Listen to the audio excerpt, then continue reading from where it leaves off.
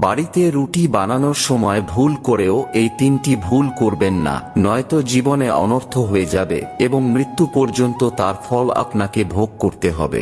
জানার আগে হে প্রভু রাম, যারা লাইক করে কমেন্টে জয় শ্রী রাম লিখছে তাদের সকল দুঃখ কষ্ট থেকে তুমি তাদের রক্ষা করো। নাম্বার 1, রান্নাঘরে এসে কখনো হিসাব করে রুটি বানাতে নেই। এমনটা করলে তা দারিদ্রতাকে নিমন্ত্রণ জানানো হয়, তাই রান্নাঘরে 2-4টে রুটি বেশি করেই বানানো উচিত। তাছাড়া এতে মা অন্নপূর্ণাও খুব খুশি হন। নাম্বার 2, রান্নাঘরে ভুল করেও কখনো বাসি আটার রুটি বানাবেন না।